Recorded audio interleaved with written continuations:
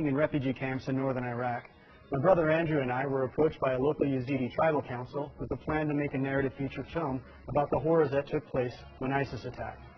They wanted to include American actors, and a lot of the film was to be shot in English. Their basic understanding was that nobody outside the region knew who they were or what happened to them, and they didn't think anyone would watch a film in their local Kurdish dialect. With no luck securing English-speaking actors, and considering they lived in a refugee camp just a few miles from ISIS front lines, it was understandable. Suddenly we were getting calls asking us for help for the production itself. How could we say no?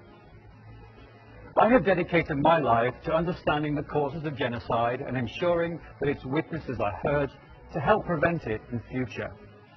So when I learned that Culture Shock Productions were making a narrative feature film about the Yazidi genocide, I knew instinctively that it was a worthwhile endeavor. If we are to stop these things from happening, we need to tell the story.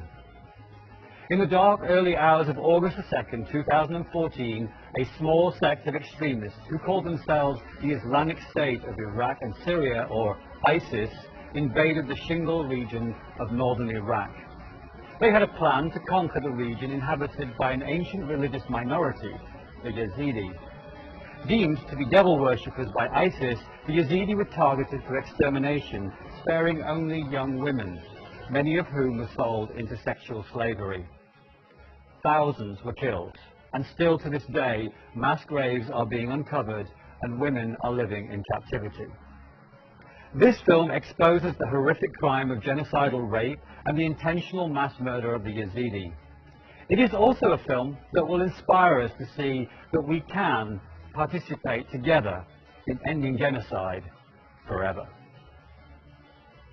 Our crew included a group made of Yazidis, Christians, Jews, atheists, and Muslims from Iraq, Iran, Turkey, England, Poland, and the good old USA. On set, Kurdish was spoken, as well as Farsi, English, and Arabic. We are, after all, Culture Shock Productions. 2 translators were required at any given time, and 2 weren't nearly enough. Thankfully, we were able to put it all together to get the job done. Now that the film is roughly cut together, we still need funding to complete it. We agreed to bring the film back to the States and raise the funds to finish it. After surviving a genocide, the Yazidi are faced with rebuilding their lives, but they are still not allowed into their own homes.